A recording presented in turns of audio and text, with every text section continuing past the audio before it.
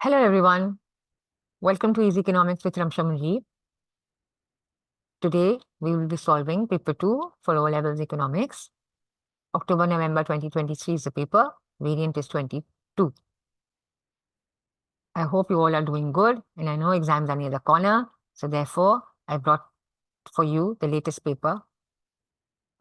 Now, first let me get you all acquainted with the paper format. There are two sections for this paper. Section A carries a compulsory question. Section B carries 4 questions, out of which you need to solve any 3. That's entirely up to your discretion. Whichever one you find easily to be solved, you can attempt those questions. Now, the entire duration for you available at your hand is 2 hours and 15 minutes. And the paper is about 90 marks in total. Each question that's in section B is of 20 marks.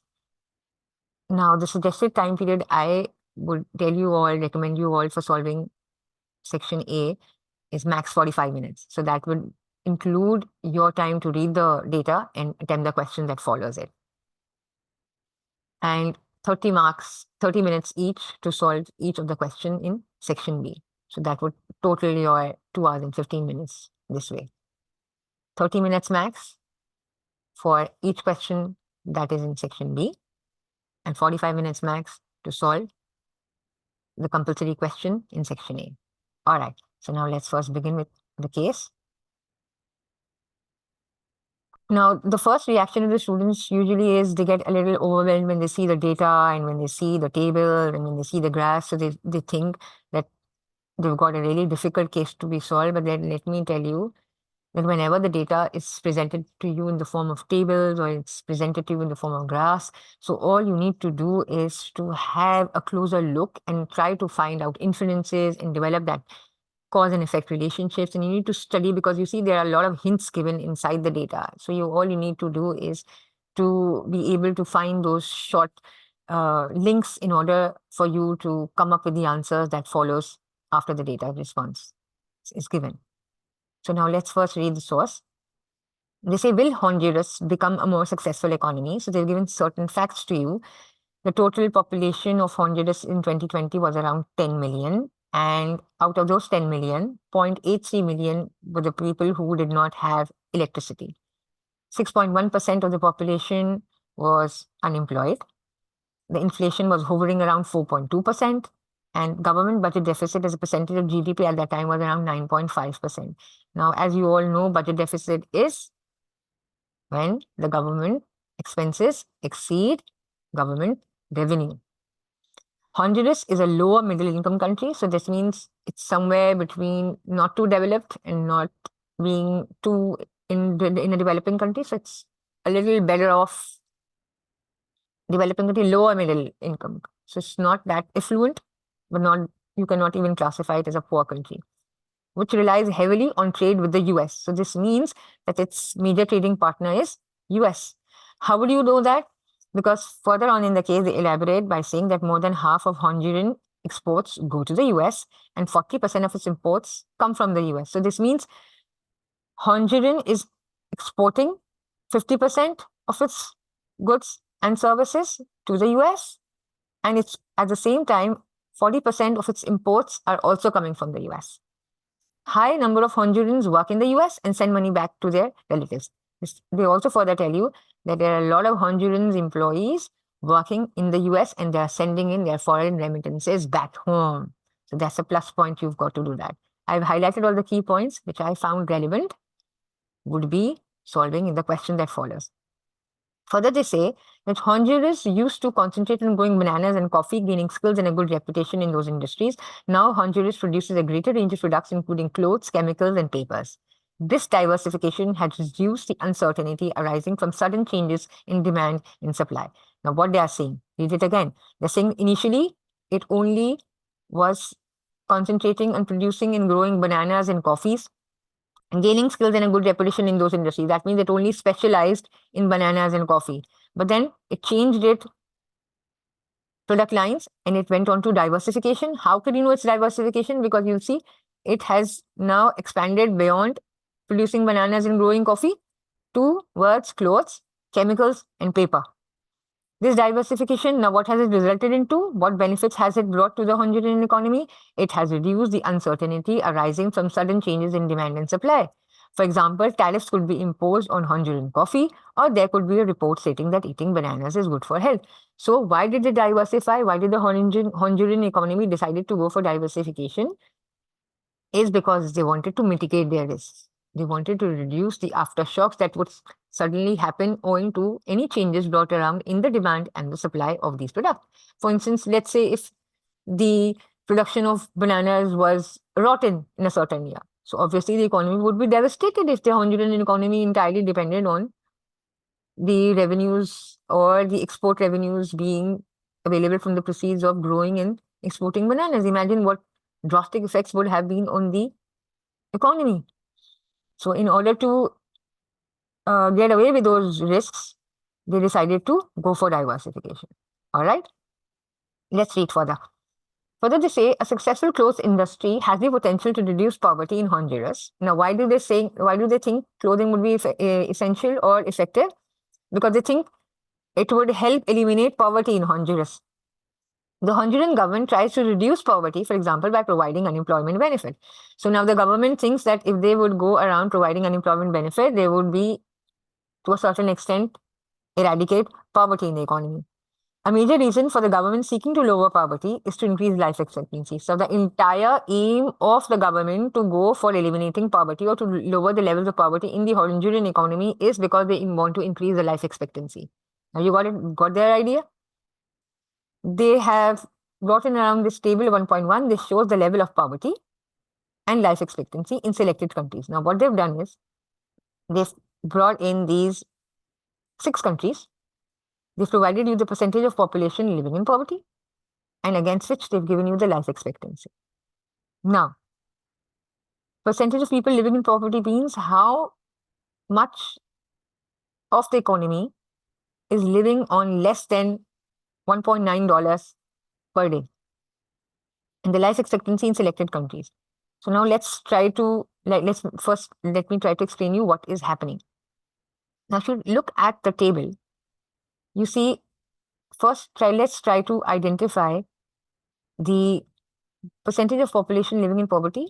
Does it have any relationship with the life expectancy in years or not? If it's the first country is Chad, the percentage of population living in poverty is 38.1%, life expectancy 54 years. All right. Which is the country that has got the percentage of population least living in poverty? That's Sweden. The last country given in the table, that's Sweden, right? So that means Sweden has only 0.2% of the population living in poverty. That is why the life expectancy, now you see, is 83 years. That means an average person in Sweden lives around for 83 years.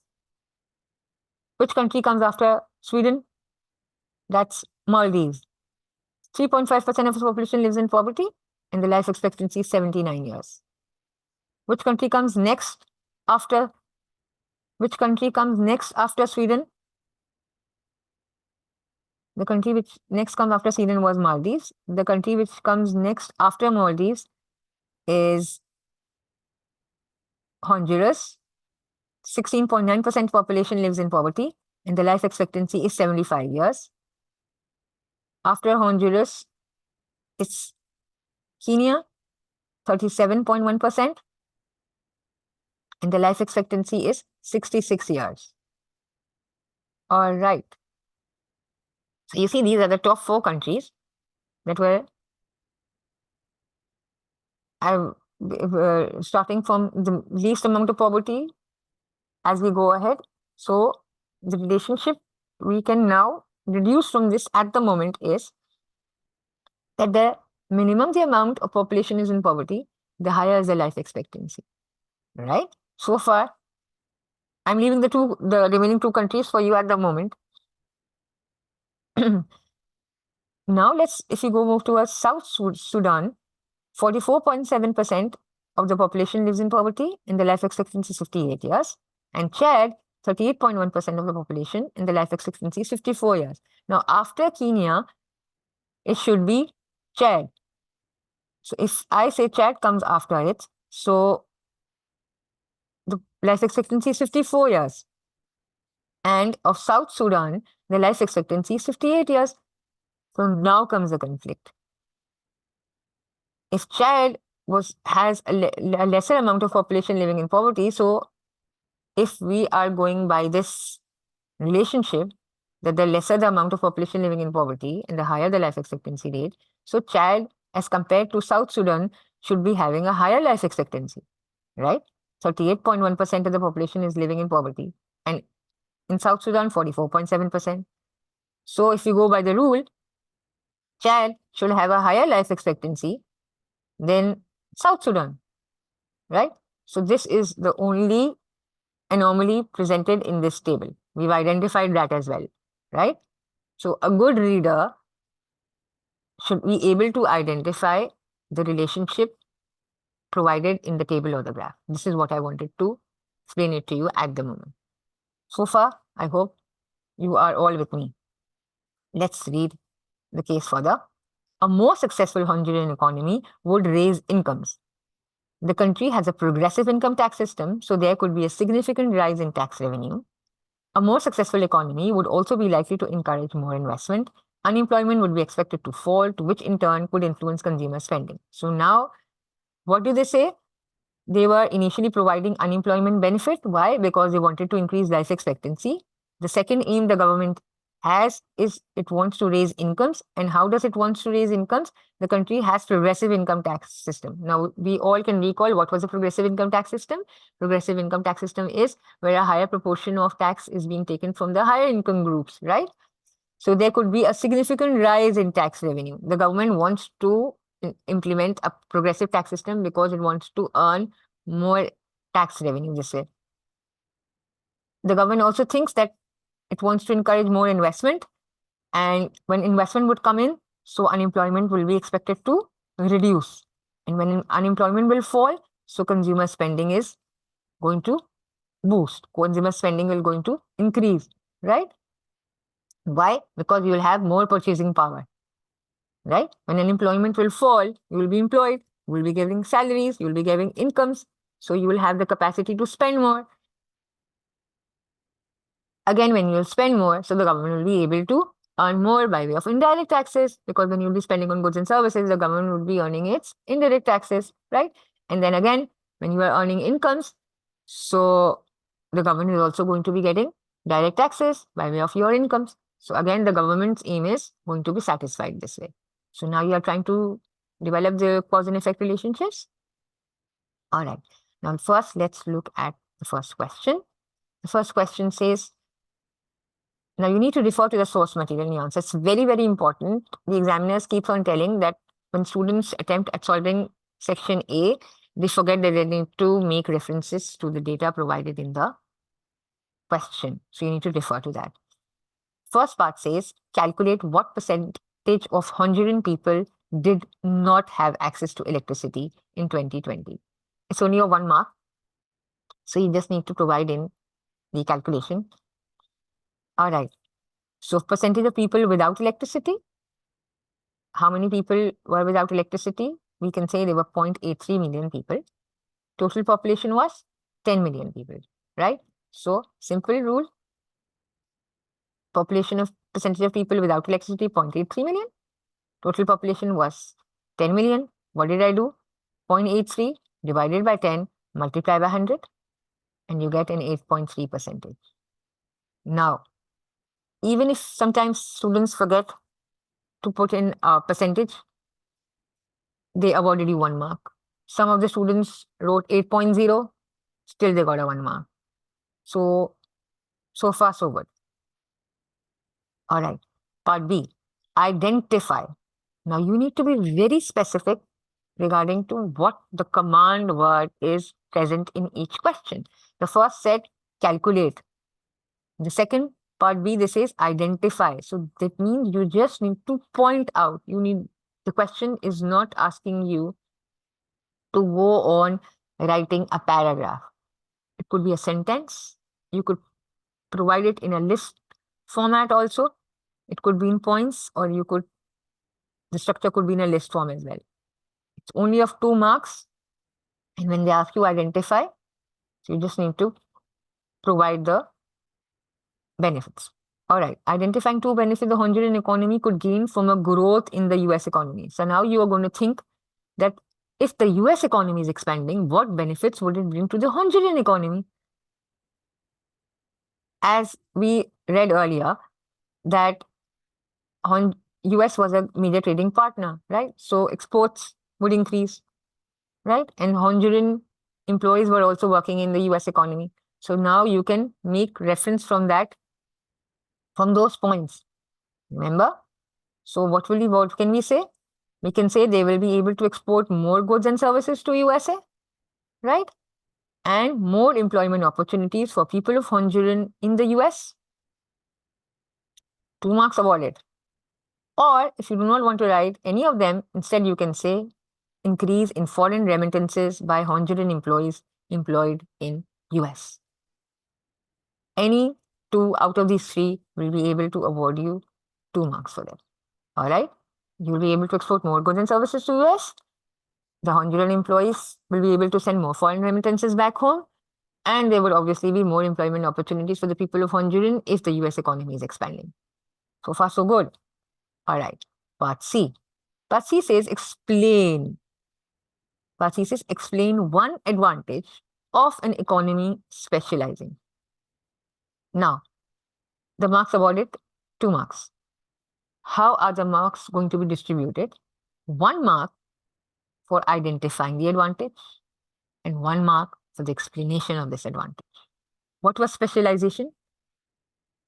Specialization, as far as you can all recall, is when the production involves employees or organizations in which each of them concentrates in producing a limited range of products or tasks, right? So they get perfect in it, right? So one advantage of specialization could be gaining perfection. That one advantage of specialization would be that they will be able to be perfect in those tasks. And as a result, now you're going to build on it. When you're going to build on it, the second mark, the first mark you got the moment you said gaining perfection. Now you're going to build on that answer to get full 2 marks in this part. You're going to say, yes, the perfection is going to lead them to produce high quality output. Or you can say because of specialization, the productivity will increase. The productivity was that more output per unit of input. As a result, efficiency is going to increase and the cost of production would fall. Or you can say because of specializing, the reputation will increase. There would be increase to the goodwill that would lead to the increase in the demand for the country's goods. The country would be famous in providing the goods in which it specializes. All right. Let's look at part D. Part D says explain 2 ways a government could redistribute income. Now it's of 4 marks. Again, like I said, it's explanation. So 1 mark for 1 point and its explanation. Again, another mark for identifying the second point and then its explanation. So it will give you a total of 4 marks. Now tell me, how can you think of the ways in which the government can redistribute income? Obviously, the 2 primary tools that the government has in its hand to redistribute income is by way of taxes and welfare payments. We all studied in the case that the government in this Honduran economy had implemented a progressive income tax system. So we can say the government can redistribute income by way of taxes and by way of welfare payments. The government will go about saying that the government will impose a progressive income tax system. Progressive income tax system is a system in which a larger percentage of income or wealth is taken from the rich, and then this amount will be then used to pay benefits to the poor. For instance, you can say unemployment benefits. In the second part, you're going to say welfare payments is another way the government is going to redistribute income.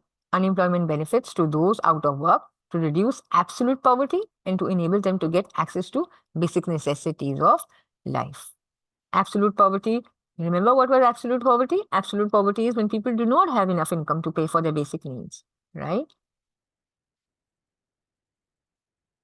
All right.